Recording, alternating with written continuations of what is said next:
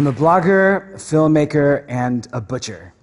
And I'll explain how these identities come together. It started 4 years ago when a friend and I opened our first Ramadan fast at one of the busiest mosques in New York City. Crowds of men with beards and skull caps were swarming the streets. It was an FBI agent's wet dream.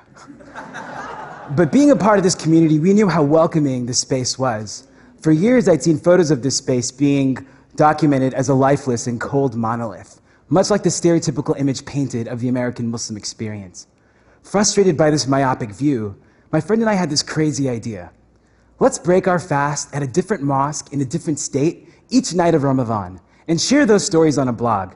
We called it 30 Mosques in 30 Days. And we drove to all the 50 states and shared stories from over 100 vastly different Muslim communities, ranging from the Cambodian refugees in the LA projects to the black Sufis living in the woods of South Carolina. What emerged was a beautiful and complicated portrait of America.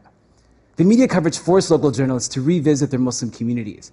But what was really exciting was seeing people from around the world being inspired to take their own 30 Mosque journey. There were even these 2 NFL athletes that took a sabbatical from the league to do so.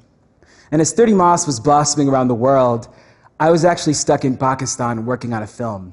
My co-director Umar and I were at a breaking point with many of our friends on how to position the film. The movie is called These Birds Walk, and it is about wayward street kids who are struggling to find some semblance of family. We focus on the complexities of youth and family discord, but our friends kept on nudging us to comment on drones and target killings to make the film more relevant, essentially reducing these people who've entrusted us with their stories into socio-political symbols. Of course, we didn't listen to them, and instead, we championed the tender gestures of love and headlong flashes of youth. The agenda behind our cinematic immersion was only empathy, an emotion that's largely deficient from films that come from our region of the world. And as These Birds Walk played at film festivals and theaters internationally, I finally had my feet planted at home in New York. And with all the extra time and still no real money, my wife tasked me to cook more for us. And whenever I go to the local butcher to purchase some halal meat, something felt off. For those that don't know, halal is a term used for meat that is raised and slaughtered humanely following very strict Islamic guidelines. Unfortunately, the majority of halal meat in America doesn't rise to the standard that my faith calls for. The more I learned about these unethical practices, the more violated I felt, particularly because businesses from my own community were the ones taking advantage of my orthodoxy.